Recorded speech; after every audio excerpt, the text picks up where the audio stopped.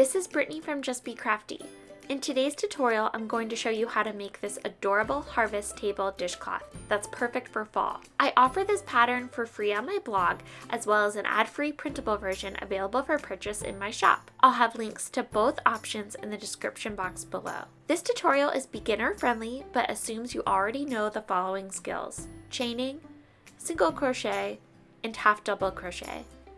Once you've learned those skills, I'm confident you could tackle this pattern. For a complete list of materials as well as other important pattern information, please see the link in the description box below. Before we get started, I want to take the time to invite you to subscribe to my channel if you haven't already, and to hit the bell so that you're notified whenever I post a new tutorial. If you enjoyed this tutorial, be sure to let me know by giving the video a thumbs up. And now, with all that out of the way, let's go ahead and get started.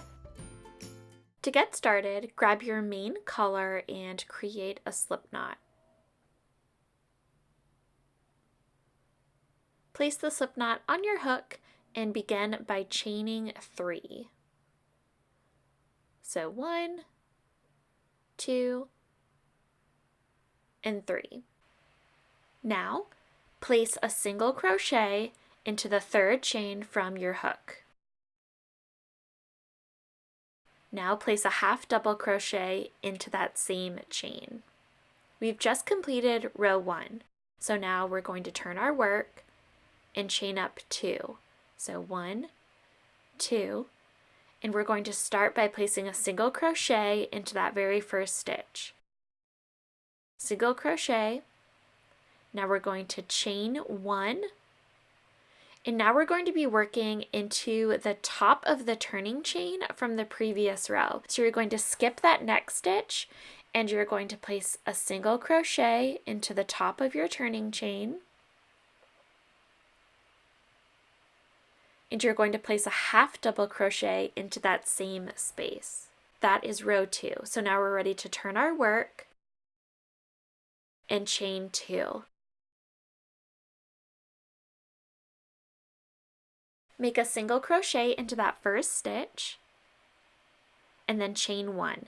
This is where our moss stitch is going to start. So we're going to place our next single crochet into the chain 1 space from the previous row. So we're making our single crochet, and now we're going to chain 1, and we're going to place our last stitches into the top of the turning chain from the previous row. We're going in that top turning chain. We're going to place a single crochet and a half double crochet into that same chain. Now we can turn our work and start row 4. We're going to start by chaining 2, single crochet into that first stitch, chain 1, single crochet into the next chain 1 space from the previous row, chain 1, find that next chain 1 space, single crochet into that chain 1 space, now chain 1, and we're placing our last 2 stitches into the turning chain from the previous row. So into that turning chain, we're going to be placing a single crochet and a half double crochet. So once again, turn our work, chain 2, place a single crochet into that first stitch, chain 1, place your next single crochet into the next chain 1 space from the previous row, chain 1, and repeat that across the row. So we're single crocheting into the next chain 1 space, then we're chaining 1. We have 1 more left in this row. They might be a little hard to see, so you might have to move your work around with your fingers to find them. And now we've reached the last chain 1 space. And we're ready to do the last 2 stitches of the row. So we made our single crochet, we chained 1, and now we're placing a single crochet and a half double crochet into the top of the turning chain from the previous row. Now we're ready to do the next row. So turn your work and chain 2. Make a single crochet into that very first stitch, chain 1, and single crochet into the next chain 1 space. You're going to repeat that, single crochet and chain one into the next chain one space until you get to the end of the row. And as you can see, with each row, you're gaining more stitches. So as you complete each row, your dishcloth is getting bigger. So now I'm at the end of the row. I just single crocheted into that last chain one space. So I chained one, and now I'm placing a single crochet and a half double crochet into the top of the turning chain from the previous row. Keep working back and forth in rows in the same fashion until you've completed a total of 28 rows.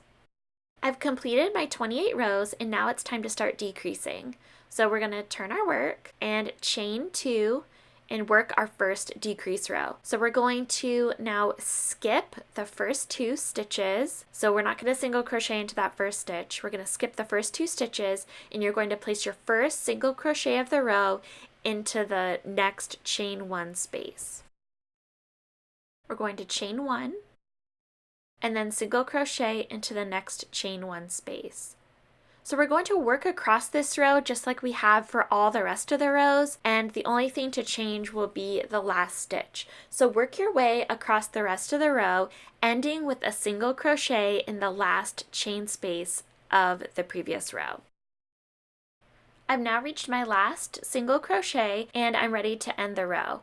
We're going to end by placing a half double crochet into the top of the turning chain from the previous row.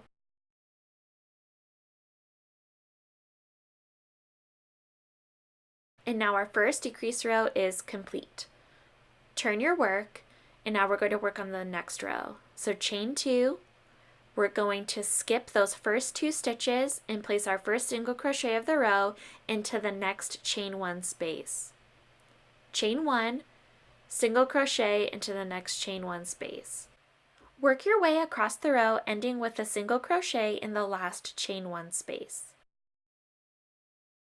I'm now working on my last single crochet of the row. That was my last chain space, and now I'm going to place a half double crochet into the top of the turning chain from the previous row.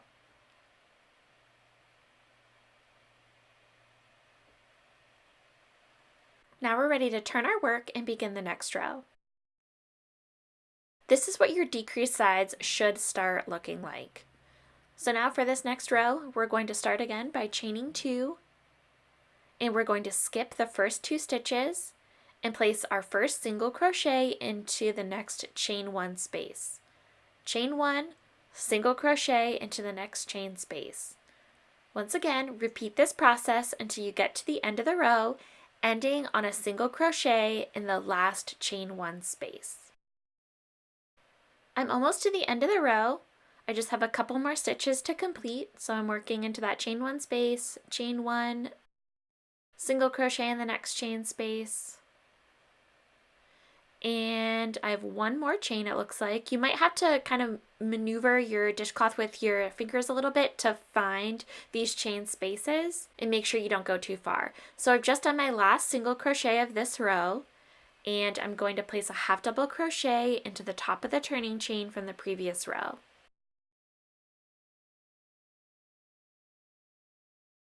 Keep working back and forth in rows until your last completed row has only one chain 1 space. If you'd like, go ahead, pause here, and meet back up with me once you've made it to this point. We're now ready to complete our last couple rows.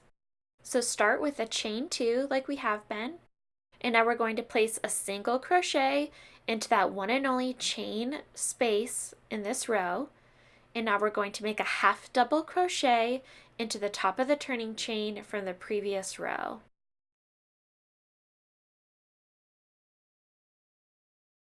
Alright, so now we're ready to do our last row. We turn our work, and we're just going to chain 1 for this one, and we're going to place a half double crochet into the top of the turning chain 2 from the previous row. So place a half double crochet into that chain, and this completes the body of our dishcloth. Now that the body is done, we're ready to begin the border of our dishcloth. So rotate your project like so and start with a chain 1. Into that corner space, you're going to make 2 single crochets. So you remember where you started? I suggest grabbing a stitch marker and placing it into that very first stitch.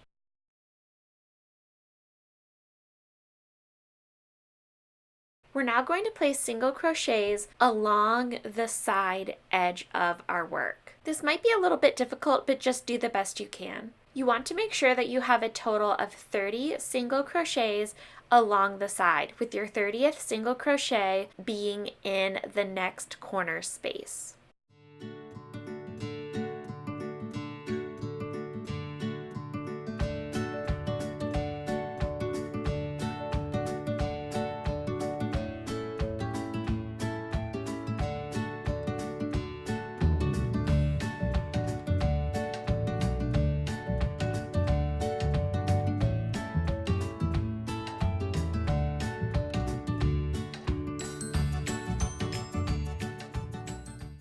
I'm now at the next corner and I'm placing my 30th single crochet.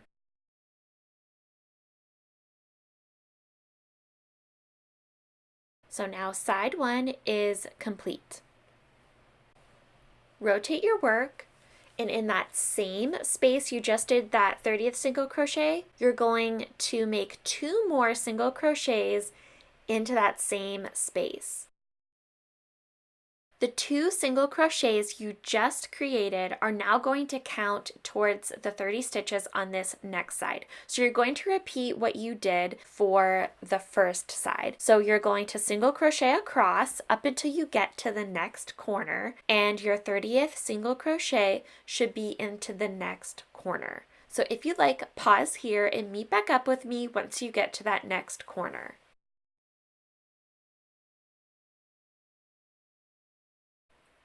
Once again, I am at my next corner and I'm placing my 30th single crochet for that second side. Once again, we can rotate our work, and now we're going to repeat that same process we did for side 2 for side 3. We're making 2 more single crochets into that same corner stitch, and we're going to single crochet across side 3, ending with our 30th stitch in the next corner. Once again, if you'd like, pause here and meet back up with me once you've placed your 30th single crochet in the next corner. I'm just about at the end of side 3 and I'm placing my 30th single crochet into that corner stitch.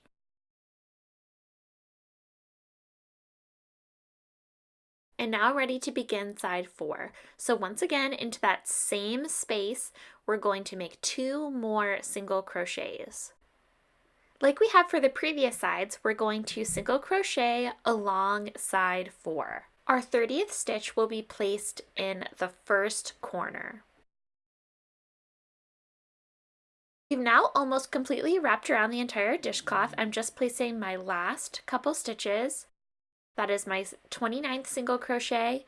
And now my 30th is going to go into the same space that we put our starting 2 single crochets in. And that's why it's nice that we've marked that first single crochet with our stitch marker. So go ahead, place your last single crochet into that same space as your first 2. And then we can join the round by using a slip stitch into the first single crochet of the round.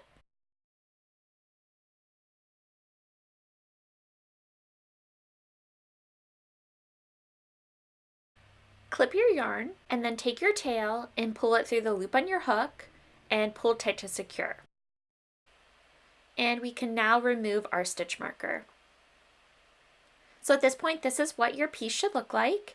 And now I am going to add on a puff stitch border in a contrasting color.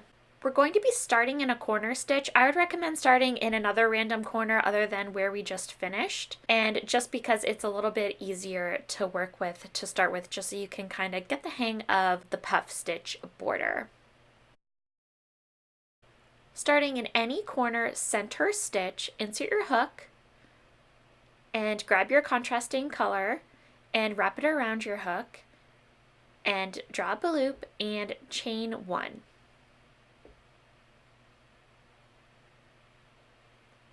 We're now going to make a half double crochet into that same stitch. So this next step might be a little bit awkward and you might have to try this a couple times, but we're going to start the puff stitch. So to start that, we're going to yarn over, take your crochet hook and wrap it around the post of the stitch you just created. Grab your working yarn, draw up a loop. You now have 3 loops on your hook, and now we're going to do the same thing. You're going to yarn over, wrap your hook around the post of the stitch, draw up a loop, yarn over, wrap your hook around the post of the stitch, draw up a loop. You should now have 7 loops on your hook. You're going to yarn over and pull through all loops on your hook to complete the stitch. And that is your first puff stitch. So since we're in the corner, we're going to be working 2 puff stitches into that same stitch. So you're going to repeat that process. You're going to start with a half double crochet.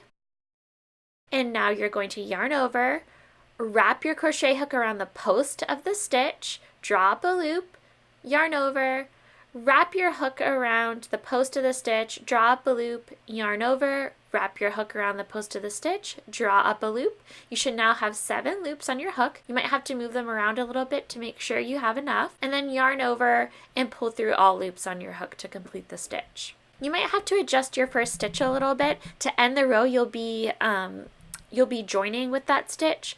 So if it looks a little bit wonky, it'll look fine once you've completed your border. We're going to skip the next stitch and half double crochet into the following stitch. Yarn over, wrap your hook around the post of the stitch, draw up a loop, yarn over, wrap your hook around the post of the stitch, draw up a loop, yarn over, wrap your hook around the post of the stitch, yarn over, and pull through all loops on your hook. We're now going to skip the next stitch and we're going to half double crochet into the following stitch. Keep working puff stitch in every other stitch around your dishcloth, making 2 puff stitches in each corner. Go ahead and pause here and meet back up with me once you've made it back around to where you started. I'm almost done. I'm just finishing up my last puff stitch.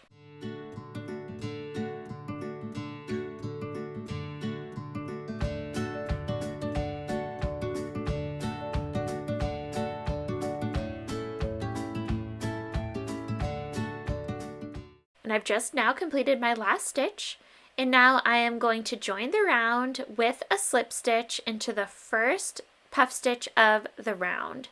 So it's a little bit hard to see, but if you turn your work a little bit, you can definitely see the top of the stitch. Slip stitch in that area.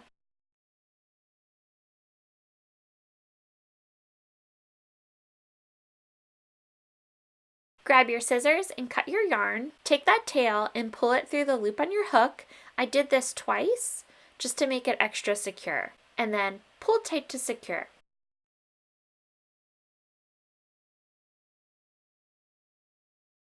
So now we've finished our dishcloth, and the only thing we have left to do is to weave in our ends. Turn your work over so the back side is facing front. And grab your yarn needle and thread it with one of your tails. And there's really not too much technique going into this. I'm just trying to weave my ends in as inconspicuously as possible. So I go back and forth into stitches, just trying to hide my tails and making sure that they are secure and that they won't come loose.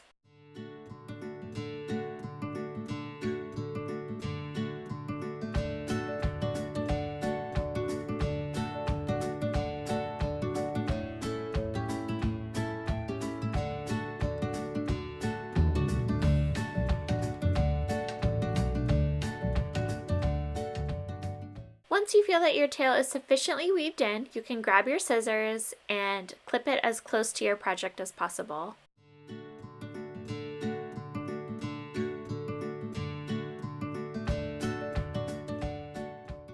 Repeat that process for all remaining tails.